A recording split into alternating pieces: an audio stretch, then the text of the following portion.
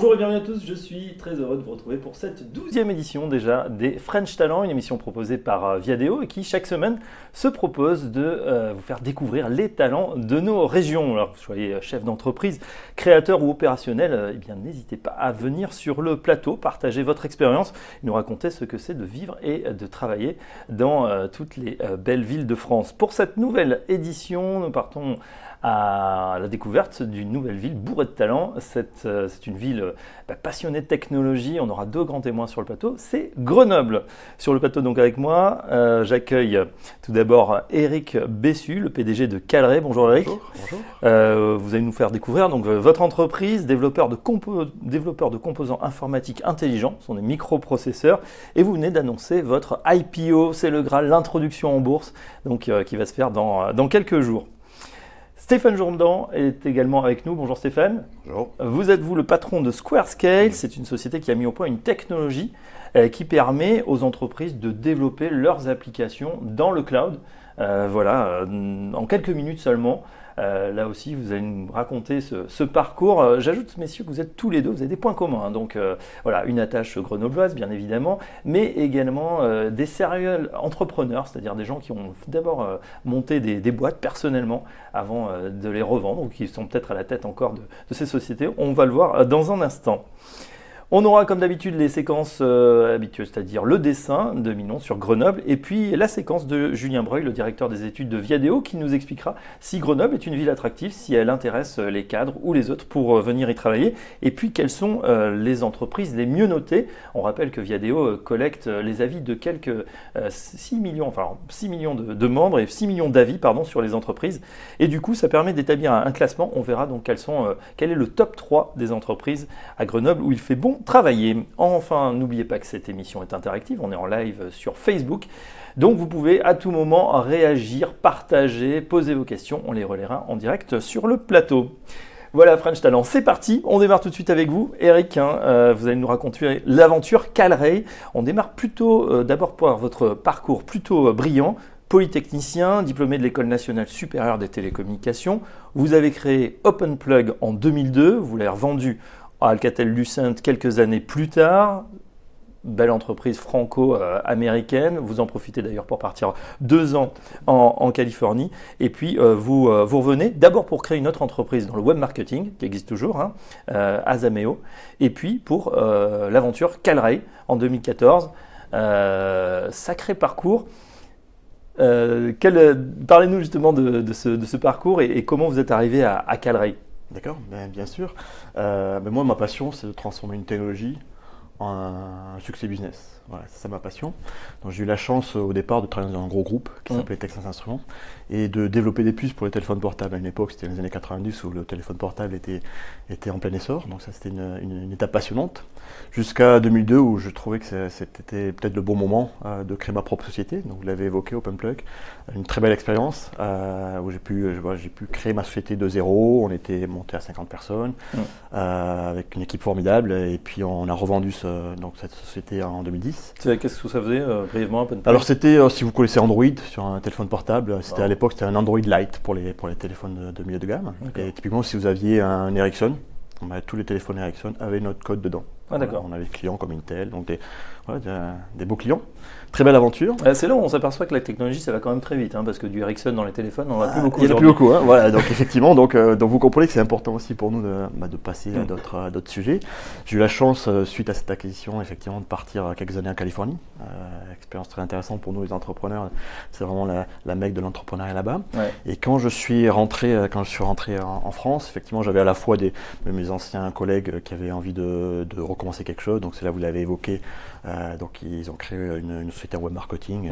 Je les aide un petit peu de temps en temps, mais aujourd'hui mon focus est Calray. Et comment je me suis retrouvé dans cette histoire? C'est une histoire très intéressante. C'est une histoire qui est née à Grenoble, puisque Calray est né des laboratoires du CEA, qui est très connu en particulier à Grenoble, en 2008.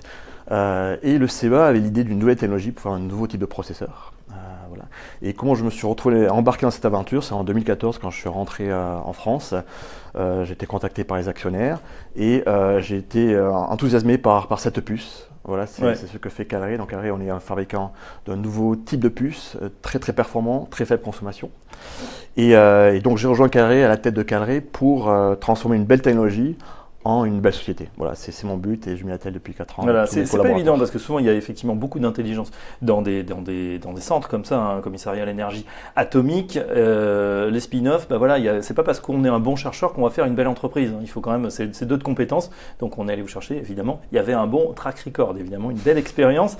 Donc Calray aujourd'hui, ses composants informatiques intelligents se destinent tout d'abord à l'automobile, notamment aux automobiles autonomes. Vous allez nous expliquer parce que c'est vrai que ces véhicules autonomes, donc intelligents, bon, l'emblématique Tesla bien évidemment, ça consomme énormément de données et il faut pouvoir les traiter en temps réel.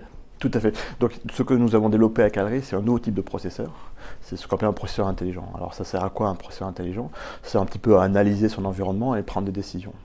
Un de nos marchés, c'est le marché des voitures autonomes. Parce que c'est quoi une voiture autonome? C'est une voiture qui capte son environnement avec les caméras, des radars.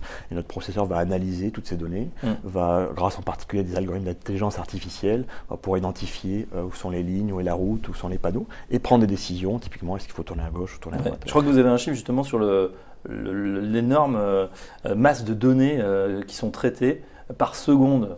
C'est quoi? Oui, la quantité est énorme, puisque la quantité, c'est autour d'un gigaoctet par seconde.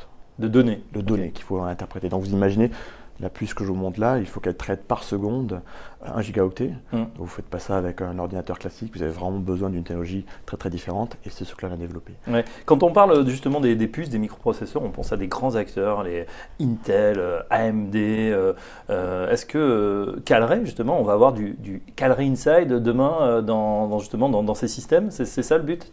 On l'espère bien sûr. Donc typiquement, nous avons développé un concept car avec Renault qui s'appelle Symbiose. Vous pouvez aller sur YouTube, taper Symbiose, vous verrez une voiture. Dans cette voiture, il y a du Calray, c'est du Calray Inside qui s'occupe de tous ces algorithmes-là. Mais c'est vrai que le marché de la voiture, c'est un marché dont on entend parler, mais c'est un marché plutôt long terme. Pour nous, ça va prendre du temps. C'est plutôt pour des productions autour de 2021-2022. Notre marché aujourd'hui, en fait, il est un petit peu moins glamour. On en parle un petit peu moins, mais c'est le marché des data centers, de toutes les infrastructures en data center. Ça, c'est un marché énorme. Et par contre, nous nous positionnons sur ce marché-là qui est en fait un nouveau marché. Donc c'est vrai qu'on entend souvent parler d'Intel, d'NVIDIA, mais ce sont des marchés différents, le marché de l'ordinateur, des serveurs. Nous nous positionnons sur un autre marché et c'est pour ça que des sociétés comme nous, comme c'est un nouveau marché, on a, grâce à notre technologie, une chance. Et oui, voilà, ces énormes data centers, ces centres de données qui ont besoin aussi d'aller de plus en plus vite. D'ailleurs, la technologie évolue et on a besoin de processeurs pour compresser, pour stocker, voire pour analyser ces quantités de données qui sont de plus en plus importantes. Tout à fait. Voilà. Donc ça, je dirais aujourd'hui, c'est vraiment le cœur de marché que l'on vise et c'est celui qui est vraiment très court terme. C'est toute la gestion de ces données. Il y a besoin de processeurs qui vont les analyser très rapidement, les comprimer, éventuellement ajouter de l'intelligence autour de ces données. Et c'est exactement ce que fait notre processeur. Bon, le produit donc est prêt, il est opérationnel évidemment. Maintenant, il faut le faire connaître, le faire savoir et le distribuer. C'est pour ça que vous allez lancer cette introduction en bourse. Ça a été annoncé hier. Alors peut-être juste une petite remarque. On a annoncé notre projet d'introduction en bourse. Après le calendrier, on va le définir dans les jours qui viennent. Mais effectivement, on a fait déjà cette première démarche qui est très importante, qui correspond au dépôt de dossier auprès de l'AMF et pour effectivement partager notre projet d'introduction en bourse. Voilà, et souvent un grand pas quand même dans la vie d'une entreprise. Tout à fait. On va y revenir dans quelques instants. On passe à vous, Stéphane Journand. Voilà, un parcours tout aussi intéressant. Vous définissez vous-même comme un serial entrepreneur, puisque vous avez créé ou cofondé 3 sociétés au cours des 8 dernières années. Vous êtes français, citoyen européen, vivant au Canada, travaillant avec des équipes internationales sur des projets innovants. C'est comme ça que vous vous définissez. C'est vrai que vous naviguez dans un univers qui est, je ne vous le cache pas, assez opaque. Quand on commence à parler de multi-cloud infrastructure avec OpenStack, Rackspace, DigitalOcean, bon, ça doit parler peut-être à 1% des gens qui nous regardent peut-être un peu moins, à part notre autre invité. Là aussi, une aventure intéressante. Comment vous êtes arrivé jusqu'à SquareScale aujourd'hui? Pardon. Alors, on est arrivé à SquareScale en fait par déjà mon métier, tout simplement de base, donc qui a commencé à Grenoble. Donc on a l'histoire est grenobloise d'origine, où je travaillais je gérais des infrastructures pour les grosses sociétés issues de la nanotechnologie à Grenoble. et qui m'ont amené ensuite à différentes startups. Et une double culture en fait à la fois d'industrialisation et de web, avec l'arrivée du cloud computing donc à la fin des années 2000. Ouais. La pure dématérialisation, hein, c'est voilà, ça, c'est ça, c'est la pure. C'est-à-dire ne plus avoir de choses complètement physiques, mais on rappelle, bah voilà, c'est sur des serveurs et même ces serveurs sont en train d'évoluer également. C'est ça. Et donc là, en fait, on est arrivé en fait, à pas mal de conclusions donc au fur et à mesure des différentes expériences et des différents clients qu'on a pu avoir à l'époque et les différentes réalisations, au constat que ça devient de plus en plus facile de déployer des infrastructures complexes, mais ça devient également de plus en plus compliqué de les maintenir, de les faire évoluer, et des petites startups ou des intrapreneurs pouvaient avoir en fait comme problème majeur d'accéder facilement à ces technologies ou de pouvoir se les payer, ne serait-ce qu'en capacité d'acquisition. Ouais.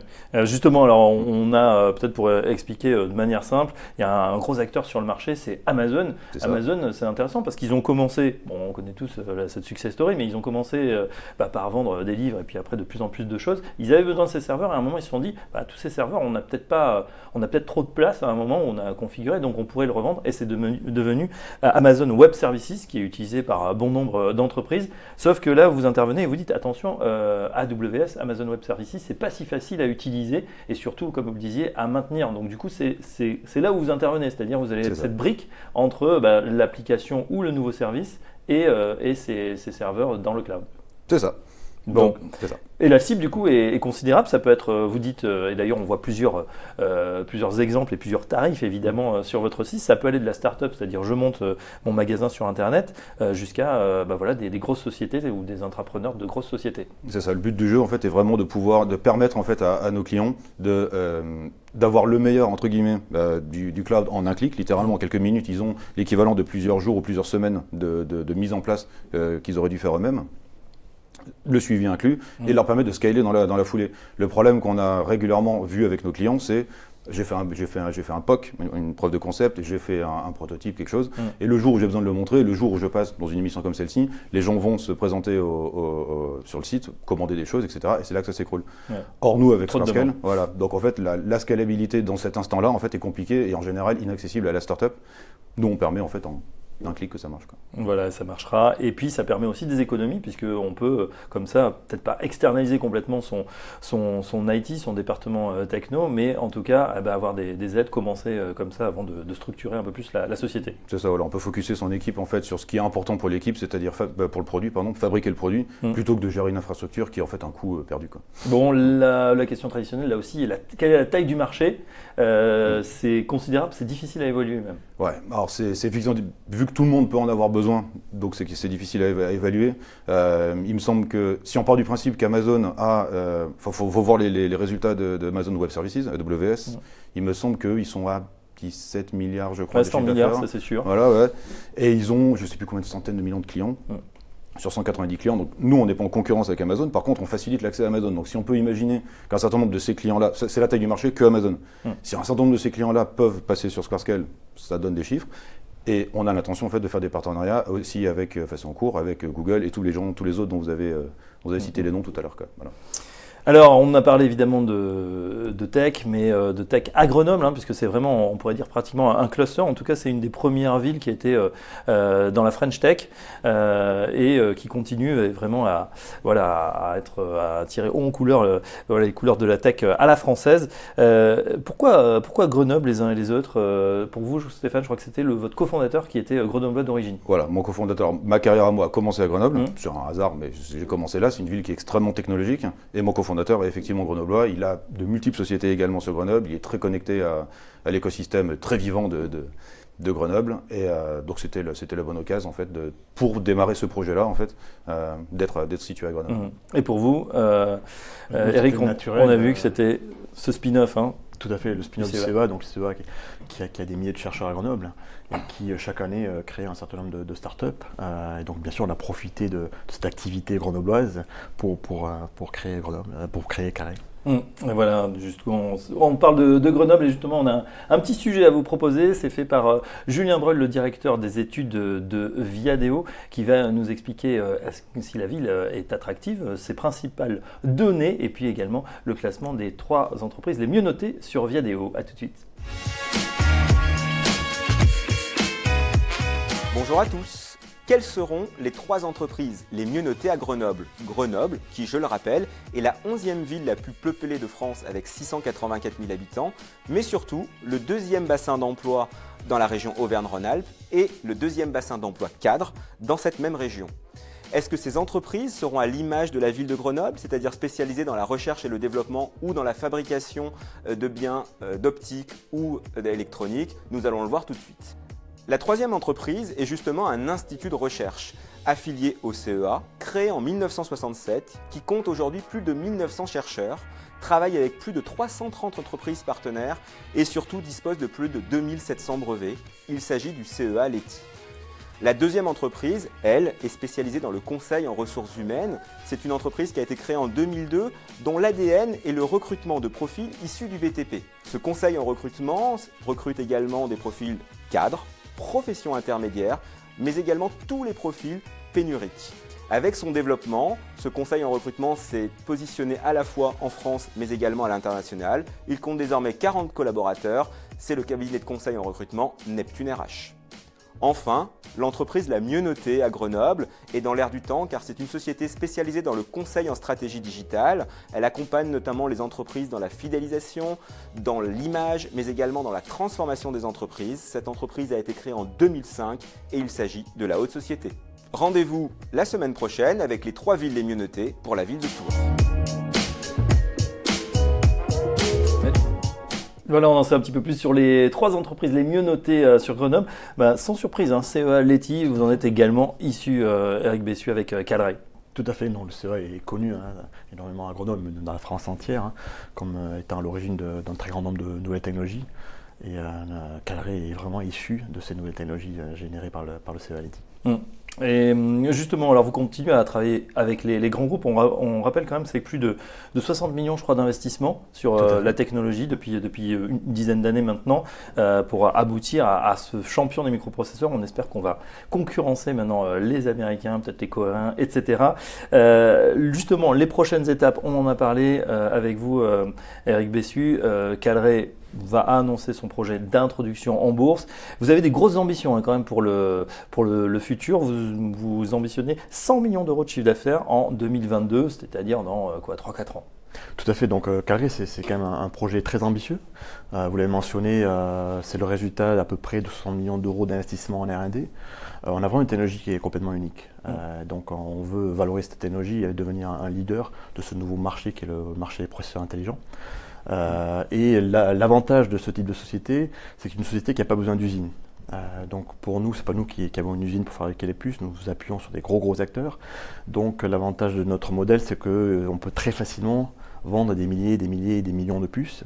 Et ce qui nous rend très optimistes pour arriver maintenant qu'on commence à avoir vraiment un produit qui a été certifié, etc., pour rapidement générer du chiffre d'affaires et atteindre cette ambition de 100 millions d'euros en 2022. Ça sera du coup, comme on voit pour certains fabricants aux États-Unis, design in Grenoble, mais fabriqué à Taïwan. Oui, mais ça, vous avez tout ça sur toutes les puces que vous avez au monde. Il y a quelques puces, effectivement. Grenoble est quand même reconnu aussi en particulier pour un acteur qui s'appelle ST Microelectronics. Il y a une usine là-bas, mais ce n'est pas des grosses quantités. C'est vrai qu'aujourd'hui, on travaille avec le leader mondial qui s'appelle TSMC, qui est basé à Taïwan, et qui est un partenaire qui est mondialement connu. Et évidemment, ça pourra aller très vite dès lors que la technologie est reconnue. On l'a dit dans les automobiles autonomes, les centres de données, et puis aussi drones et robots, puisque ça peut être ça sera sûrement une des nouvelles applications et ça va monter en puissance au cours des prochaines années. Donc évidemment, grand succès qu'on souhaite à Calray. Du côté de vous, Stéphane Jourdan, avec SquareScale, un mot qui revient souvent justement dans cette émission, c'est la scalability. Scalabilité, c'est pas très joli. Scalable en anglais, c'est le fait effectivement de pouvoir se déployer à partir d'un modèle, de le dupliquer très facilement.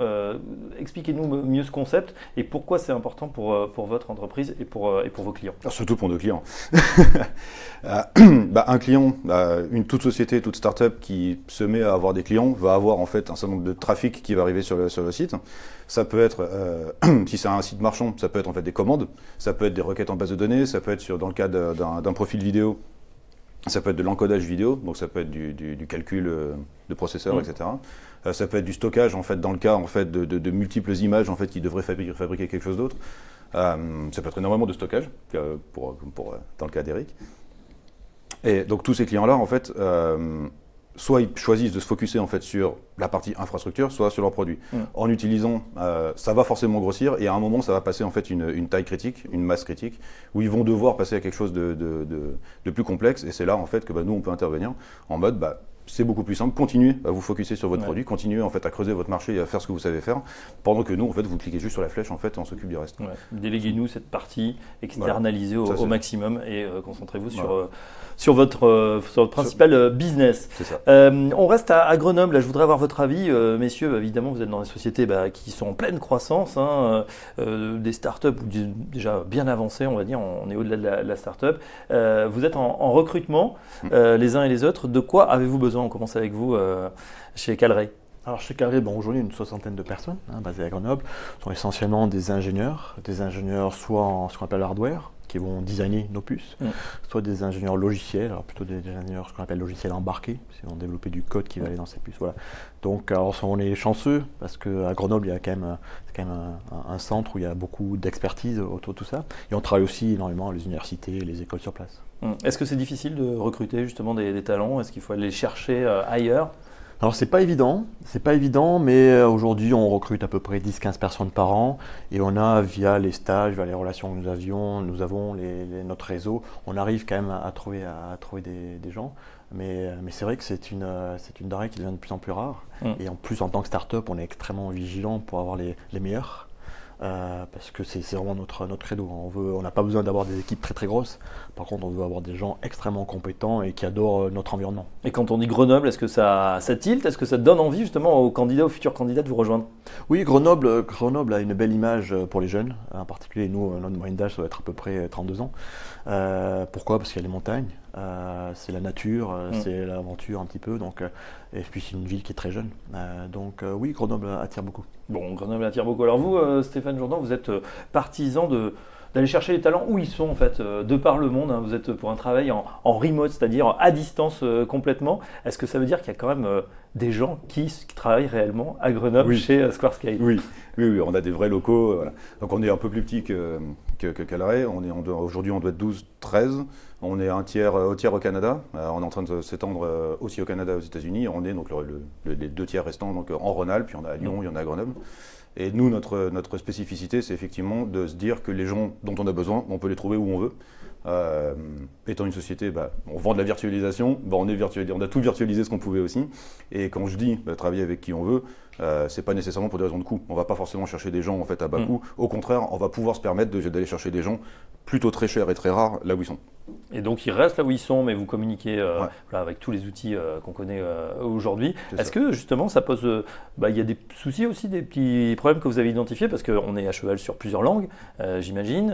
Les gens qui ne se voient pas, est-ce qu'ils arrivent quand même à travailler? Qui va être le chef d'orchestre de tous ces gens-là? Alors c'est très intéressant. On a donné une conférence à la Devox, qui est une conférence développeur, la plus grosse de France il y a quelques temps.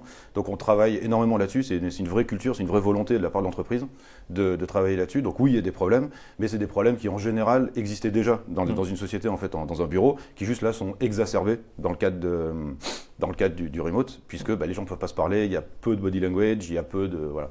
Donc oui, il faut régler les problèmes très vite, mais dans tous les cas, il faut les régler les problèmes. Donc là, ça nous permet de les régler vite. Et ceux qui ne rentrent pas dans une collaboration globale, ils ne restent pas longtemps, en fait, effectivement. Ouais. Ça permet d'avoir une équipe qui est plutôt soudée, forte et qui avance en même temps, quoi. Eric Bessu, votre avis, vous avez justement sur ce changement de modèle, on le voit effectivement de plus en plus de sociétés maintenant, même établies, commencent à dire à leurs salariés, vous pouvez rester chez vous, plus la peine de se voir. Est-ce que c'est un nouveau type de travail qui arrive actuellement?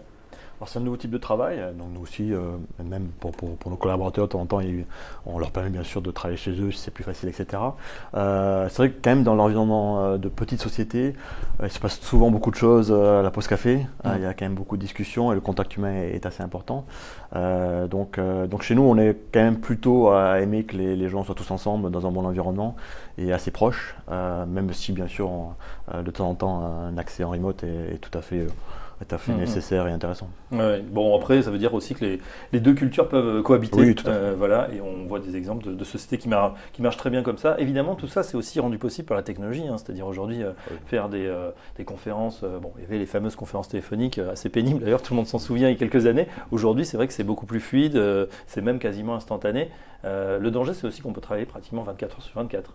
Alors moi ça tombe bien parce que je gère plusieurs fuseaux horaires en fait. Donc, je crois que vous êtes à 18 heures sur 24 maintenant d'activité. Voilà, il y a ça, toujours quelqu'un qui travaille chez Squarescape. C'est ça, voilà. Donc étant sur la côte est américaine, donc on va de -3 en fait qui est de la côte ouest américaine à donc plus 6 qui est la France, en passant par Londres à -5, plus 5 pardon. Donc en fait oui, moi ça me permet, c'est beaucoup plus facile pour moi de par ma position, mais c'est pas comme si en fait le surplus de travail venait uniquement du remote en fait. Donc Bon voilà, vous êtes à un pied à Grenoble, mais on l'a compris, beaucoup aussi ailleurs. Tiens, on va pas oublier le dessin traditionnel dans cette émission de Dessin de Millions sur Grenoble. À Grenoble, ils ont rallumé la flamme olympique. C'est reparti comme en 68. Tout chousse.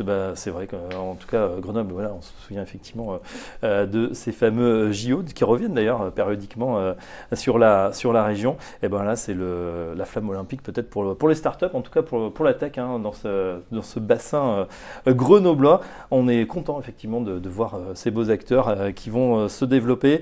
On termine justement là-dessus, les ambitions, le futur, vous le voyez comment par rapport justement à ces géants qui sont déjà en milliards ailleurs, aux États-Unis, à l'étranger. Vous mettez dans la roue justement de ces grands acteurs, Eric Bessu avec Calray? Oui, bien sûr, notre ambition c'est de devenir un des leaders, alors comme je l'ai dit, sur notre marché, mais de devenir un leader de ces marchés qui sont en train d'émerger, qui sont le marché des processeurs intelligents, tout à fait. Et quant à Squarescape, on continue à se développer, on l'a compris, pour ceux qui sont intéressés, ça sera partout dans le monde. À l'international, on est déjà international. Voilà. Merci messieurs, un numéro 100% tech pour ce spécial Grenoble French Talent. Merci à Eric Bessu, donc le patron de Calray, de nous avoir accompagnés. Merci également à Stéphane Jourdan, le PDG de Squarescape, des sociétés à découvrir, notamment si vous êtes en B2B, on l'a compris, dans la tech. On remercie pour cette édition l'école EM Grenoble qui nous a partagé sur Facebook. Et puis n'hésitez pas, vous pouvez bien évidemment retrouver cette émission sur tous les réseaux sociaux. Elle se termine cette édition spéciale Grenoble la semaine prochaine. On sera à Tours pour un nouveau French Talent. D'ici là, excellente semaine à tous.